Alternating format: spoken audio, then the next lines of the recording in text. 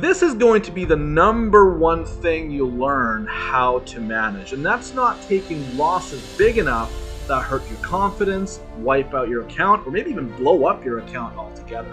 You know, professionals are always saying this. You can go on to make a lot of money in the stock market, but you're always that one or two trade away from really blowing up that account or really giving back a lot of money to the market, unintended as well. Like, it's something that you don't intend to do, but that greed, if it gets out of balance, that psychological shortcoming, if it starts coming forward and hasn't been mastered, it's going to get you at some point. And I think every good trader, every person who's actually lasted in this game, has had a big loss at some point. So you have to almost get over that. You're going to somehow alleviate the big loss. I think it's part of the equation of becoming a qualified trader that you have to have a big loss.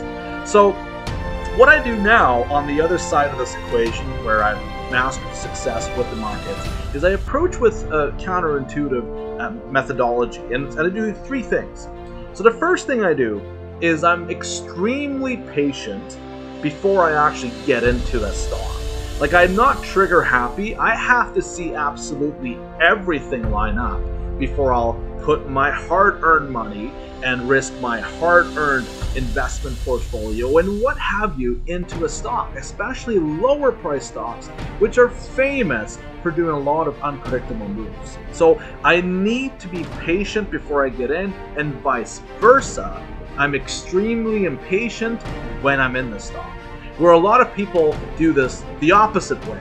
They're extremely impatient to get in, and then they're patient and holding and hoping when the stock isn't doing what you want them to do. So this is one of the really good strategies I've used, and very patient to get in and super impatient when I'm in the stock. The second thing I do to prevent losses, I never hold and hope. I used to hold and hope. I never hold and hope anymore. The stock either does exactly, and I mean that sincerely, exactly what I want it to do, or I'm out. It's not worth my time. It's not worth, a blown up account. Nothing is worth a loss.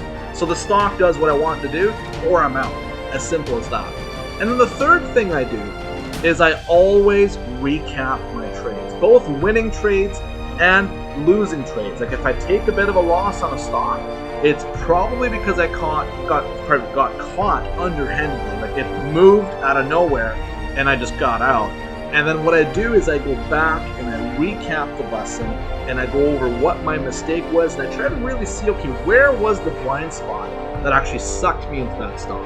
And this is what I find is so powerful about our community, is that I share these video recaps with every single client so that they can see, even from myself, the quote-unquote leader of the group, what I'm doing right and what I'm doing wrong.